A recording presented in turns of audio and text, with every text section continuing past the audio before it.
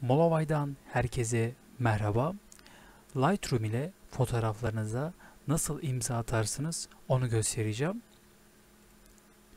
İlk önce programı açıyoruz ve buraya bir tane fotoğraf sürüklüyoruz. Kütüphanemize fotoğrafımızı sürükledikten sonra import diyoruz ve işlemi tamamlıyoruz. Şöyle. Şimdi ise klavye üzerinden CTRL Shift E tuşuna basıyoruz ve export kısmı açılıyor. Şimdi bu kısımdan bunları kapatıyoruz. Bizim burada yapacağımız işlem şu kısım. Şimdi bu kısma edit dediğimiz zaman burada text ile imza atabiliyoruz. Köşede şu an bir yazı belirdi. Şuraya hemen kanalımızın adını yazıyoruz. Bunu şuradan yönlendireceğim. Aşağı kısımdan şöyle tam köşeye gelecek şekilde ya da tam ortaya şöyle ekranın köşelerine ayarlayabiliyoruz. Şimdi şöyle tam ortaya gelecek şekilde ayarlayacağım ben. Şimdi yukarı çıkıyorum. Şimdi bu kısımdan rengini ayarlayabiliyorum. Şöyle kırmızı olsun.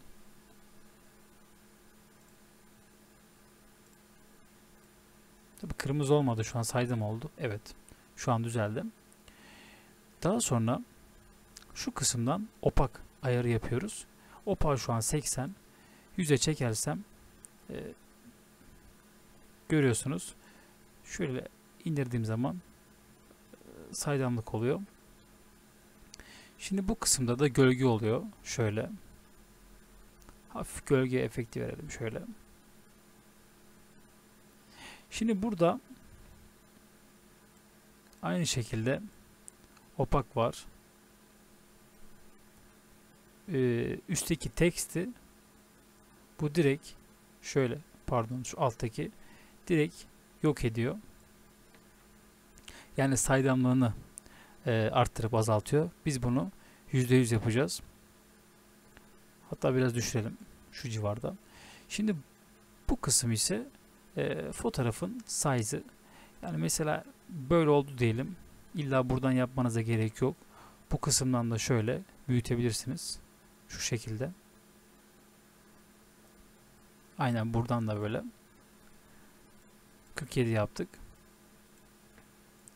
Şimdi bu kısım bu kadardı. Yani şimdi şuraya gelecek olursak şöyle yapalım. Şimdi save dediğim zaman bana diyor ki bir isim yaz diyor buraya. Ne yazalım mesela? Kanalın adı diyelim. Şöyle. Şimdi ilk siz kaydetme işlemini yaptığınız zaman karşınıza sizin şöyle çıkacak. Siz bunu tabii kaydettiğiniz için buraya açıyorsunuz. Burada kanalın adı diyor. Yani bütün işlemlere bunu uygulayabilirsiniz. İmzayı. Şimdi export diyorum. Export ediyor.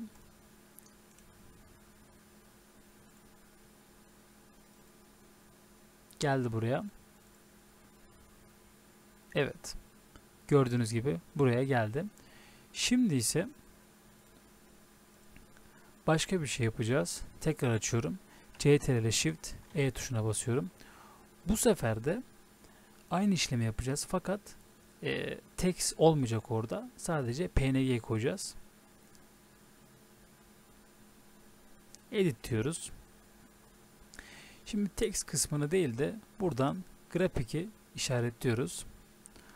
Burada bize dosyamızın nerede olduğunu soruyor. Biz masaüstü diyoruz tabii ki. Kapak fotoğrafımızı seçiyoruz buradan. Aç diyoruz ve ekrana geldi şu an. Tabii text olan kısımlar burada aktif hala. Buraya geçtiğimiz zaman burası aktif oluyor. Şimdi buradan şöyle opak değerini düşüreceğim. Şöyle. Bunu biraz yükselteceğim şöyle. Bu kısımda fotoğrafın istediğiniz kenarlarına koyabilmenize yarıyor. Tabi buradan şöyle fotoğrafı küçültebilirsiniz. Şöyle. Biz böyle yapacağız direkt. Şu şekilde. Böyle daha iyi oldu. Şimdi bunu bir kaydedelim. Üstüne kaydedecek. Biz buraya farklı bir isim yazacağız. Deneme olsun ismi. Export diyoruz.